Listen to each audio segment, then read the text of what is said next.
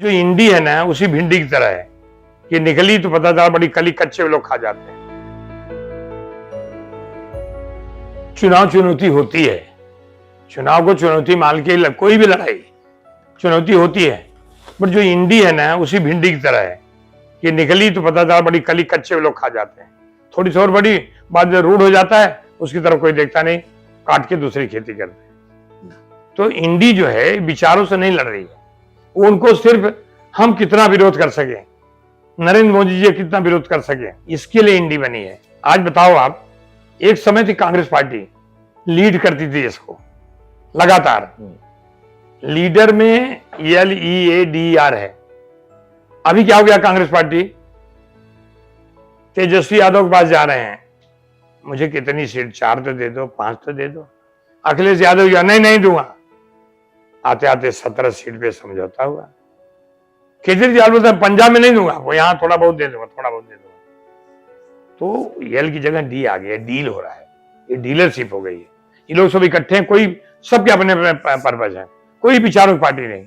विचार होता तो एक ही पार्टी काफी थी विरोध करने के लिए, सिर्फ विरोध करने के लिए सारे लोग इकट्ठा हुए हैं। आप देखिएगा चुनाव आते आते क्या हाल होती है। चुनाव के बाद ऐसी हालत होगी, कई लोगों के शटर लग जाएंगे, कई राजनीतिक पार्टियों में शटर लग जाएंगे। इसलिए मैं उनके बारे में कुछ नहीं कहूंगा, मैं ये कहूंगा देश हित में, राष्ट्र हित में लोगों को पहले सोचना चाहिए। राजनीतिक पार्टियां, एक समय की बात थी, इंदिरा जी गांधी देश की प्रधानमंत्री थी, अटल बिहारी वाजपेयी साहब अपोजिशन लीडर थे। 1971 में जब पाकिस्तान की लड़ाई में अलग करके बांग्लादेश बना, जब इंदिरा जी गांधी पार्लियामेंट प्रवेश करी, अटल बिहारी वाजपेयी साहब खुद खड़े होकर के अभिनंदन करो, दुर्गा आ रही दुर्गा, ये होता था विपक्ष। आज तो हर विरोध, क्या क्या लोग नहीं कहते हैं, कभी समाज के नाम पे उनको मतलब ऐसी बात करें, आपका प्रधानमंत्री, हमारा प्रधानमंत्री, विकासशील प्रधानमंत्री।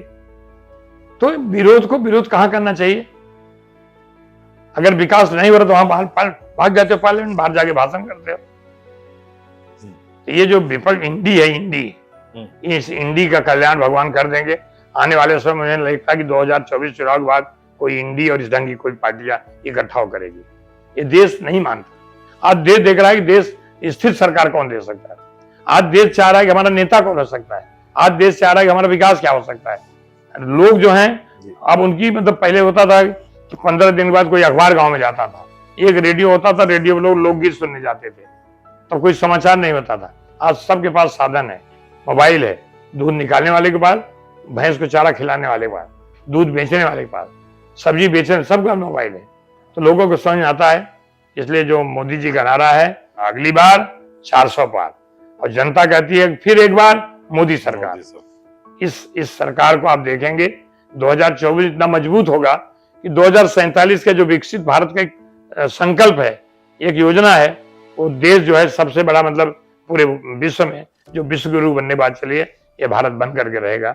मैं आपसे इतना ही कहूंगा, मैं तो एक छोटा सा अदना सा पार्टी के एक सिपाही हूं।